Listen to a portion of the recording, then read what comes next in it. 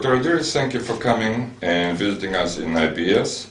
It's a very interesting moment because Institute of Business Studies and the Academy of National Economy merged with another big academy in the Russian Federation. So we are now in the Russian Academy of National Economy and Public Administration under the President of Russian Federation. And taking this opportunity, I would like just to ask you several questions. First, my question is, what kind of practical advice could you give to the Russian management? I was thinking about it for quite a while, and I think I will start with an analogy. What is the most fertile land that you know? Usually people will say, dark earth is very fertile. Not true. The most fertile land is the desert. And you say, how can it be the desert? Or you see sand, there is nothing happening there. But as you walk down, you come to an oasis, and all at once, the most fertile you can imagine, with the most fruitful trees and water and birds and everything. Heaven on earth. How come? Because earth, the desert, has not been arabed, has not been worked. So all the ingredients are there. The only thing that's missing is water. In my experience working with Russian executives, it reminds me of the desert. Because when we walk into a room, everybody is quiet, nobody says a word, everybody waiting for the big boss to decide, nothing happening, it looks like desert.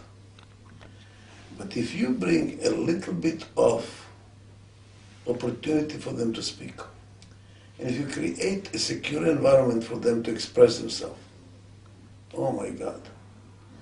The individual Russian executives are among the brightest, most capable, most intelligent executives I met in working in 52 countries of the world. The individuals are educated and capable, which reminds me of a joke. A guy lost his brain and he went to buy brain. He went into a store and he says, how much is this brain? He says, oh, this is a doctor of physics, and a doctor of science, 100,000 euros. How much is that brain? Oh, that's €500,000. It's a Nobel Prize winner. How much is that brain? Oh, that's Michael, Mikhail. He is nobody. €1,000,000. So, how can it be Nobel Prize $500,000 and this guy nothing, 1 million? His brain is totally new, never used.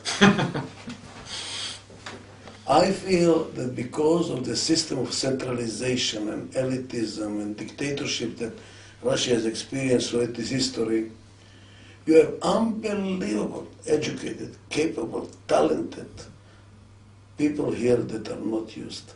Their brain is not being used. And if you look at Russians that leave this country, like in Israel, Israel is flourishing because of the Russians going to Israel. Flourishing, tremendous success. Who established Google? Russians. They don't have an opportunity here. There is no water here. There is not an environment in which they can express themselves. So my advice is to all executives, open the door to your people.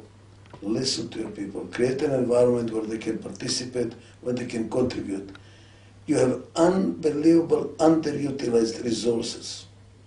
I would say the biggest success, the biggest asset that Russia has is not gas and is not oil, it's people.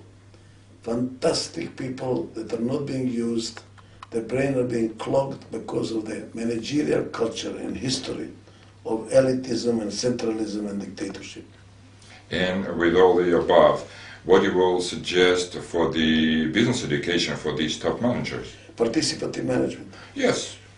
Teach participative management. Teach people to open up, not to play God, not to play, I'm the one and the only one, and not I'm God and you're a, what was it, the word, what is the expression, I'm this and you're nothing, like in the army. You mean I'm the boss and you're the fool? That's right.